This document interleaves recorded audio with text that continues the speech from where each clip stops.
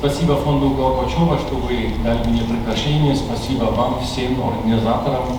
Это всегда с радостью приезжаю в Москву. Тема чрезвычайно интересна, поэтому есть конференция. Если не чрезвычайно интересна конференция, конечно, не надо. Вы слышали сейчас общий рисунок, а я предлагаю PowerPoint по поводу мнения населения. Фонд Эберта, как фонд Бölller, мы смотрим на общество. И мы даже открыли специальный офис в Вене, наш фонд, вот это региональный фонд, чтобы смотреть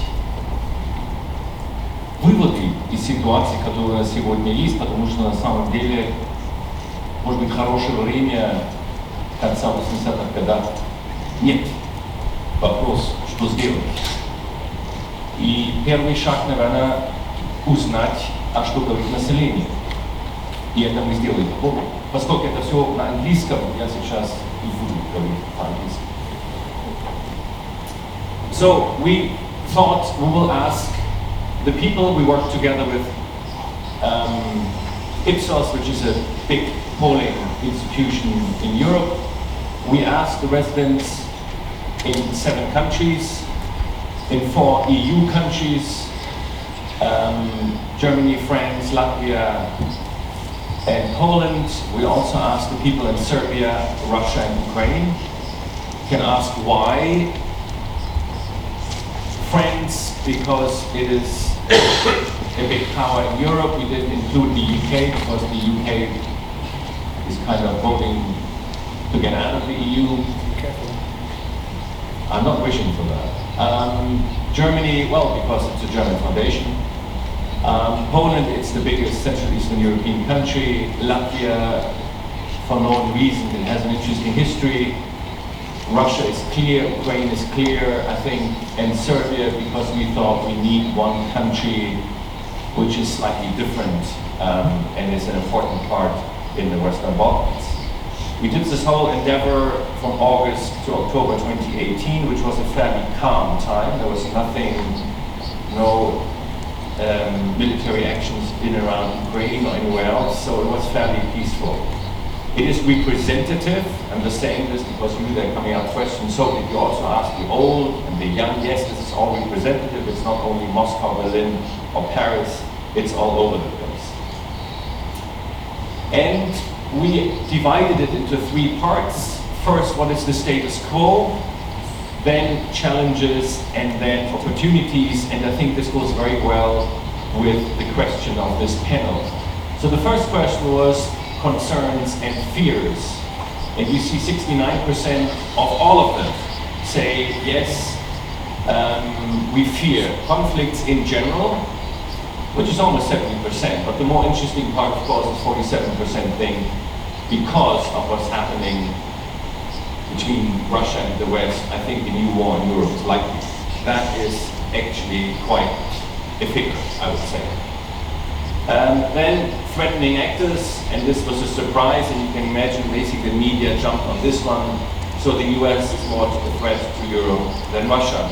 You can argue, oh well, this is of course because of the Russians are saying this. If you take out the Russian part, still I think 43% think security is threatened by the US. I don't want to really go into telling you why this is, because this is an opinion poll, this is not my idea. Partly it is because it is of the current American administrations, no doubt, but it's also, as I think you said, it's the long shadow of W. Bush. If this would have been asked during the time of Obama, it might have been different, but still. And Russia is not the biggest threat, according to this poll. And actually, there were a couple of different polls, not done by us, which they support that at the time. This is an interesting picture. So we asked in each country, who do you think is threatening you? And the bigger the letter, the bigger the threat. So in Germany, it is the US before Russia. You see this in France too, that's what I'm saying. It's not only in Russia where the US is really seen very big. Now there are a couple of surprises, I would say. One surprise, which always is good for a laugh, if you look at Russia, there are a couple of Russians who think that Russia is a threat to the world, to European security. That's one thing. Poland, disconcerting for Germany. 10% of the Poles think that Germany is a threat to European security, which we thought we don't have this anymore. And then you see Serbia, which is just surrounded by enemies in general.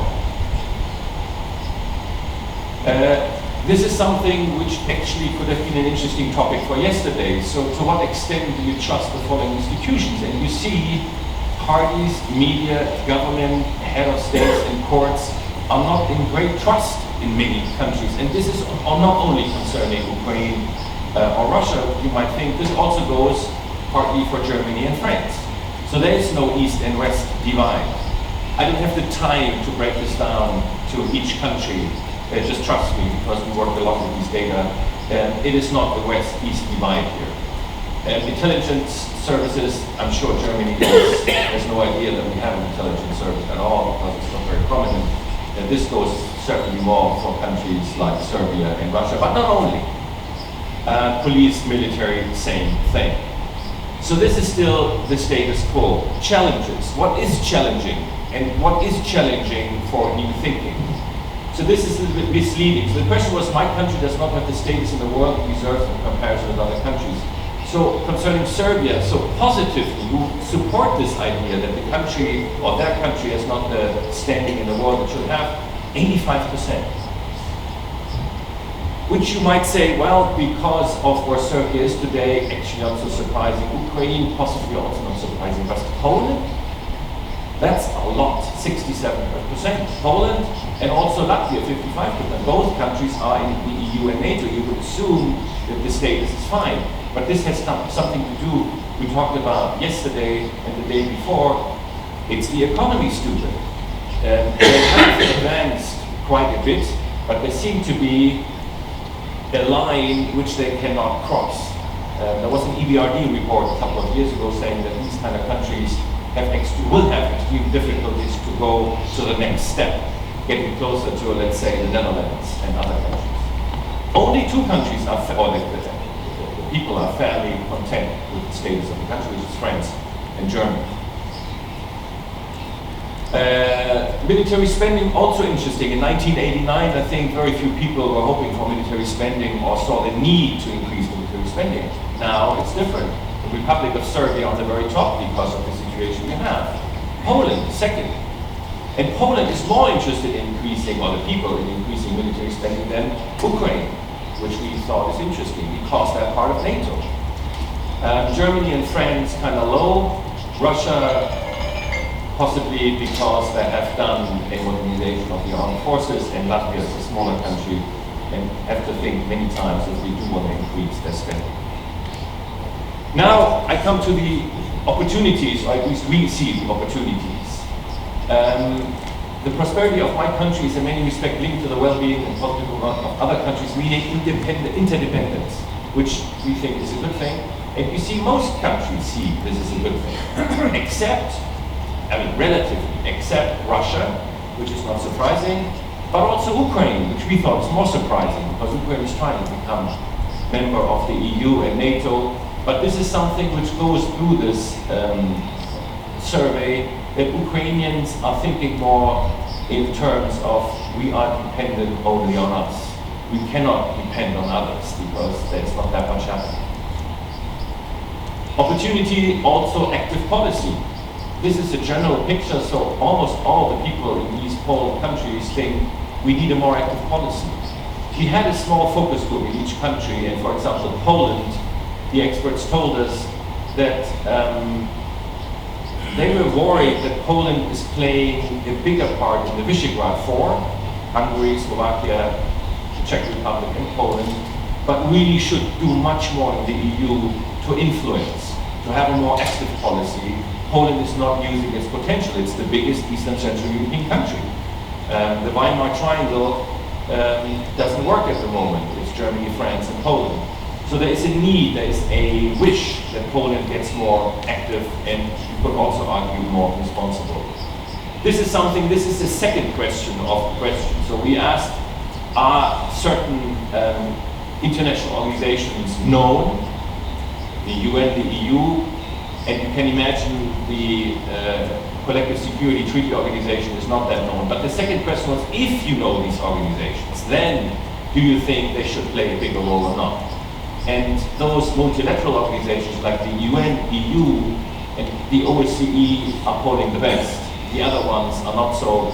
The Eurasian Economic Union is clearly also not that known, and NATO is going down.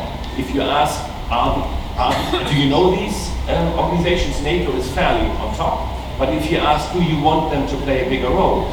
It's going down. This is the Ukrainian conflict. I don't think this is our subject.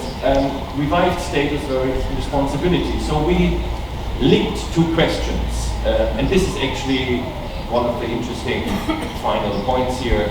This is also opportunities, I would say. So on the one hand side, are you thinking that your country should have a foreign policy, even though it might not completely in the interest of your country at the short-term prospect? Should you intervene in something, or should you pay money, which costs you money now, but might have a good result later?